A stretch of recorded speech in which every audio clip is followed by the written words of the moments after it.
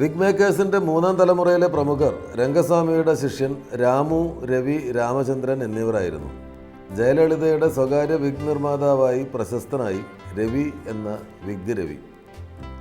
ഇതേ കാലഘട്ടത്തിലെ മറ്റൊരു പ്രമുഖ വിഗ് മേക്കർ മാരിയായിരുന്നു. സോമൻ, ജയൻ തുടങ്ങിയവരുടെ വിഗുകൾ അധികവും ഒരുക്കിയത് മാരിയായിരുന്നു. ചൂളൈമേട്ടിലെ ശവങ്ങൾ എന്ന കഥ NS മാധവൻ എന്ന സാഹിത്യകാരനെ മലയാള സാഹിത്യത്തിൽ അടയാളപ്പെടുത്തിയ രചനയാണ്. ഇത് ചൂളൈമേടാണ്. ചൂളൈമേട്ടിൽ നമ്മൾ വന്നിരിക്കുന്നത് ശവങ്ങളെ അന്വേഷിച്ചല്ല, മലയാള സിനിമയിലെ വിഗ് മേക്കേഴ്സ്.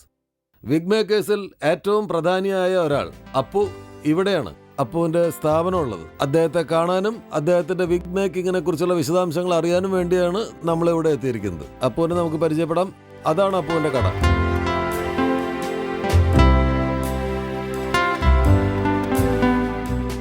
ഇതാണ് അപ്പു.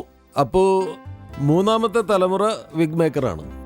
അപ്പുവിൻ്റെ സീനിയർ എന്ന് പറയുന്നത് ബാലു എന്ന വിഗ് മേക്കറാണ്. ബാലുവിൻ്റെ ഗുരു രവി എന്ന വിഗ് മേക്കറാണ്. ഇപ്പോൾ അപ്പു മലയാളത്തിലും തമിഴിലും ഒക്കെ നിറ സാന്നിധ്യമാണ്. നമ്മുടെ പല കഥാപാത്രങ്ങളുടെയും രൂപം ഉണ്ടാക്കുന്നതിൽ പ്രധാന പങ്കുള്ള വിഗുകൾ ഉണ്ടാക്കുന്നത് അപ്പുവിൻ്റെ ഈ കൈകളാണ്.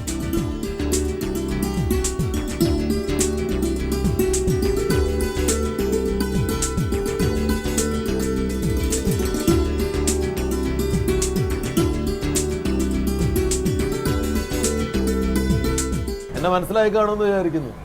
ഇത് ചൂളൈമേട്ടിലെ 1 ഇയർ സ്ട്രീറ്റിലെ വിഗ് മേക്കർ ബാബുവിൻ്റെ ഷോപ്പാണ്.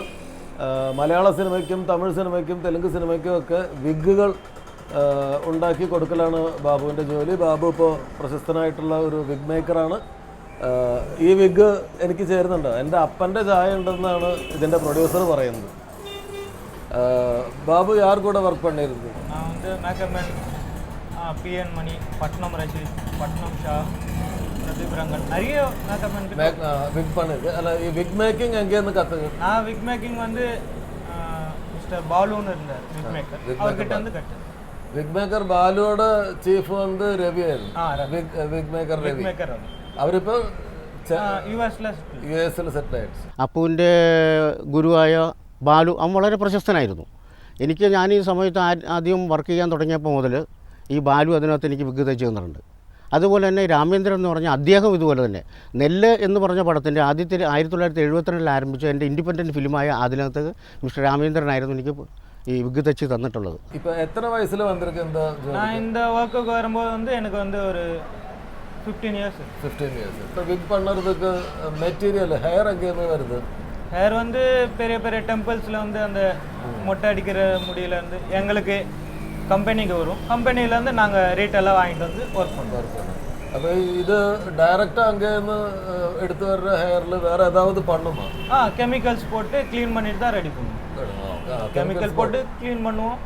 அப்புறம் ஸ்டீம் பண்ணுவோம். ஸ்டீம் பண்ணும்போது அதில் இருக்க அந்த பொல்யூஷன் எக்ஸட்ரா எல்லாமே வந்து க்ளீன் ஆகும்.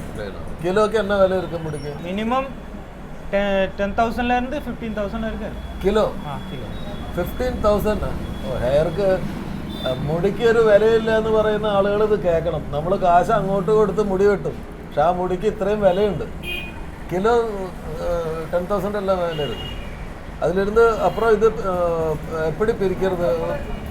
இது வந்து செப்பரேட்டாக ஓப்பன் பண்ணால் இது ஓப்பன் ஆகிடும். அதை வச்சுட்டு நாங்கள் ஸ்டிச் பண்ணுவோம். ഇവർ കൊണ്ടുവരുന്ന നാച്ചുറൽ ഹെയർ എല്ലാം നമുക്ക് പളനി, തിരുപ്പതി എന്നീ സ്ഥലങ്ങളിൽ നിന്ന് മുട്ടയടിച്ച് കൊണ്ടുവരുന്ന അതാണ്. ഇപ്പോൾ എന്താണെന്ന് വെച്ചാൽ അവിടുത്തെ മുട്ടയടിക്കുന്നത് സാധാരണ ഉള്ളതുണ്ട്, എന്നാലും ആ മുടികളെല്ലാം വളരെ വില കൂടിയ തരത്തിൽ മറ്റുള്ള ആൾക്കാർ അത് ഈ സാധനം സമാഹരിച്ചിട്ട് എല്ലാവരും ഫോറിനിലേക്ക് കയറ്റി അയക്കാം. അവിടെ നിന്ന് കൂടുതൽ ലാഭം പ്രതീക്ഷിക്കുന്നുണ്ട്. ഇവിടുത്തെ ഈ മുടികളുടെ എണ്ണം കുറവാണ്.